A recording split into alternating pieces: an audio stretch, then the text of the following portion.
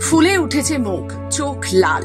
এই চেহারায় সম্প্রতি দেখা গিয়েছে আধ্যাত্মিক গুরু প্রেমানন্দ মহারাজকে। সমাজ মাধ্যমে ছড়িয়ে পড়া সে ভিডিও দেখে উদ্বেগে ভরিয়েছেন তার অসংখ্য অনুরাগী। অনেকেই জানতে চেয়েছেন কি হয়েছে এই জনপ্রিয় আধ্যাত্মিক গুরু। জানা গিয়েছে গত কয়েক বছর ধরেই বৃক্কজনিত সমস্যায় ভুগছেন প্রেমানন্দ মহারাজ। নিয়মিত ডায়ালিসিস নিতে হয় তাকে। চিকিৎসকের পরামর্শ মেনে চললেও সাম্প্রতিক ভিডিওতে চোখ মুখ ফোলা অবস্থায় তাকে দেখে চিন্তায় পড়ে যান ভক্তরা।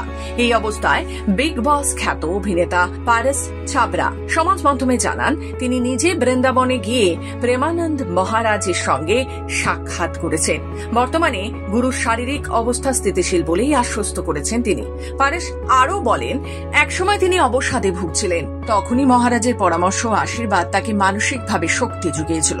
অন্যদিকে জনপ্রিয় ইউটিউবার ও নেট প্রভাবী এলভিস যাদবও সম্প্রতি বৃন্দাবনে গিয়ে প্রেমানন্দ মহারাজের আরোগ্য কামনা করেন। সেখানে গুরুর সঙ্গে সাক্ষাতের এক ভিডিও ইতিমধ্যে ভাইরাল হয়েছে সমাজ মাধ্যমে। সেই ভিডিওয়ে দেখা যায় গুরুর সঙ্গে কথোপকথনের সময় মহারাজ তাকে জিজ্ঞাসা করেছিলেন তিনি নিয়মিত রাধা নাম জপ করেন কিনা।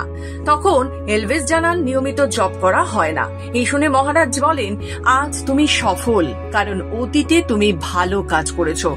এখন ঈশ্বরের নাম জপ করা শুরু করো। প্রতিদিন 10,000 বার রাধা নাম জপ করো। প্রেমানন্দ মহারাজের এই পরামর্শেই অনুপ্রাণিত হয়ে এলভিস প্রতিজ্ঞা করেন তিনি প্রতিদিন 10,000 বার রাধা নাম জপ করবেন।